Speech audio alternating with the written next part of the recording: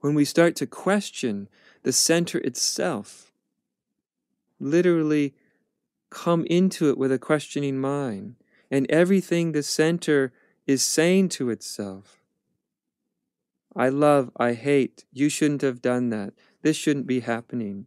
Or maybe you're meditating and the center is saying, I wish I could stop thinking, I should stop thinking, I shouldn't feel this way, I should feel more peaceful. And you start to question each of those thoughts. Does this thought have validity? Does it have any truth? Where is the evidence that one shouldn't be thinking? Where is the evidence that says something shouldn't be happening?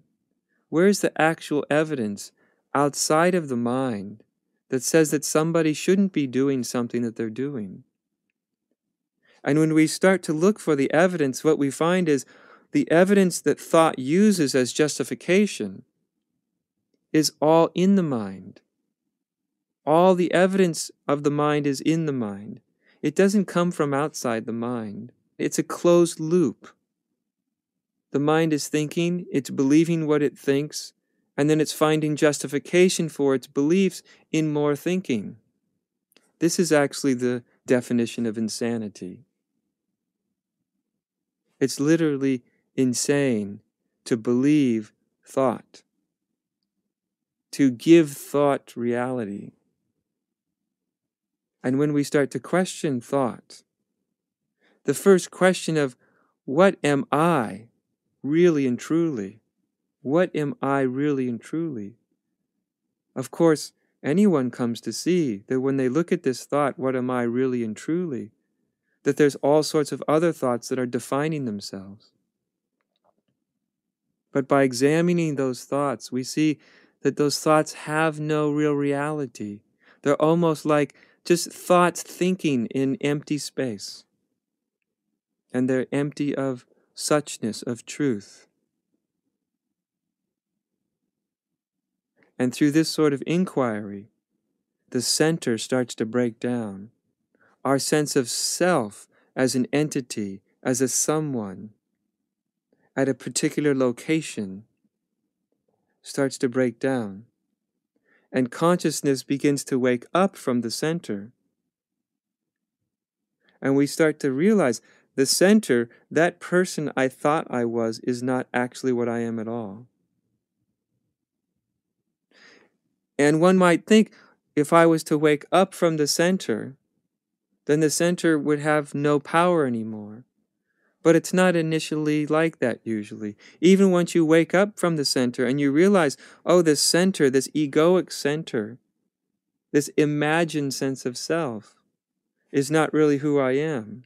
It still often has a certain power to it. It has a certain momentum to it. You never know when the next thought is going to arise. The next thought that will create a sense of center if it's believed. Now, thought in and of itself is powerless.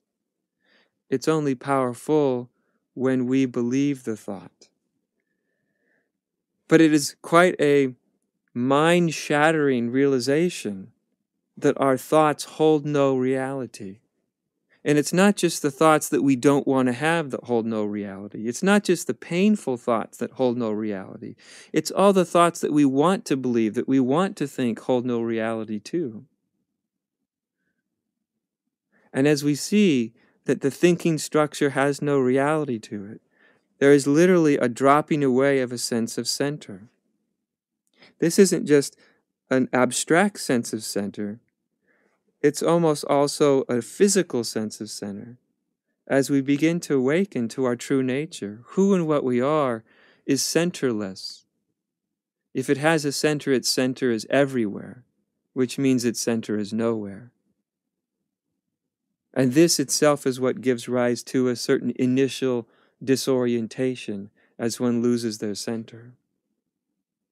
People in the spiritual life, as they start to lose their sense of center, their familiar sense of self, what they don't count on is they're also losing their familiar sense of the world. They're losing their familiar sense of how things work or how things should work. It all starts to disappear under their feet. It's like the ground suddenly starts to fall away. At that point, most people will reach down as if to try to grab pieces of it, to sort of re-grab a certain center. The mind is convinced that it needs a certain center, it needs a belief structure, that it really needs to believe an opinion, that it really needs to have a belief, a theology to hold on to. And so the mind grasps at these.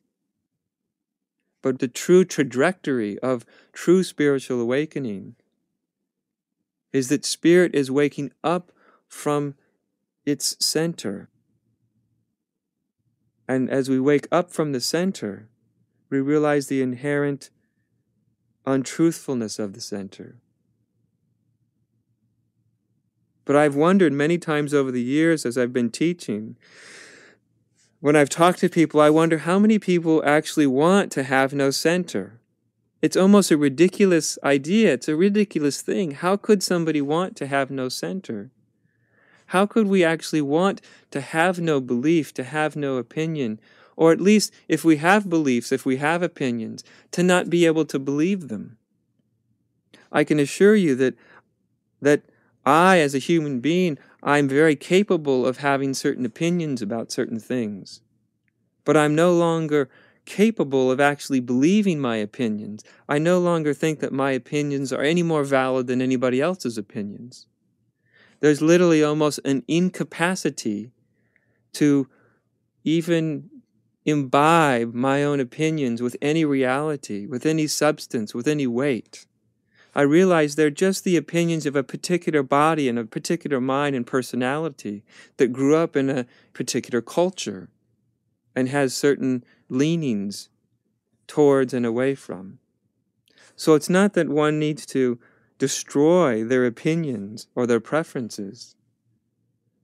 What does get destroyed as we awaken, though, is believing them, is even the capacity to believe them. At a certain point, it literally becomes impossible to believe your own beliefs. It becomes literally impossible to really think that your opinions have more truth and substance and weight than anybody else's opinions. It's as if our sense of reality starts to come out of thought. It comes out of all of the structures of thought.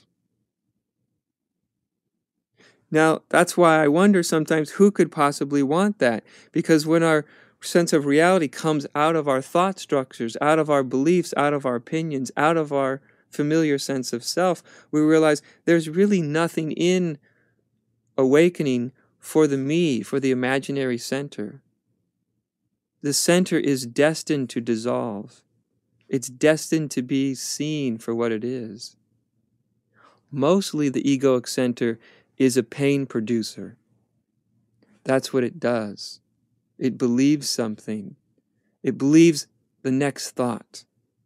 And as soon as it believes the next thought, it's divided, because one thought is always in opposition to another thought. Good is always in opposition to evil. Right is always in opposition to wrong. Should is always in opposition to shouldn't. And so, thought by its very nature is dualistic. And the center thrives on grasping at polarized thought, at polarized thinking. But it's quite shocking. Through inquiring, through each time the mind starts to grab the next thought, that we actually look at it and see that by grabbing that thought, by grabbing that opinion, even by grabbing our own realization, that each time we grab something, it causes an internal sense of split, an internal sense of anxiety. You can feel the divisive energy moving through your body as soon as you grab and take a thought to be true. And so the beauty of this is we start to see that we have the means of our own freedom within our own hands. Freedom and being chained, happiness and suffering are something that happen completely in the mind. We jail ourselves with our own mind, in our own mind. In truth, there's nobody that has the power to cause us to suffer.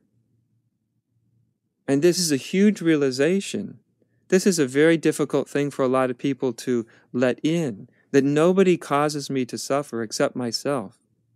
And the only thing that in myself that can cause me to suffer is when I believe a thought that's not true.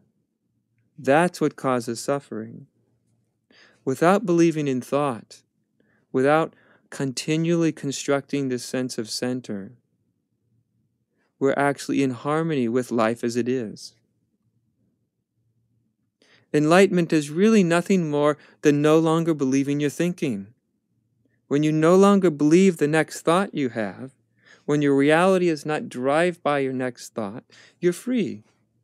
It's as easy as that. It's as simple as that. So in any instant where you're truly not believing any of your thinking, you're free, you're liberated. But in the next moment, you may or may not be liberated if you choose to believe the next thought. If you choose to believe the next judging thought, the next condemning thought, the next fearful thought, you won't feel free anymore. You'll start to feel a sense of isolation and a sense of separation.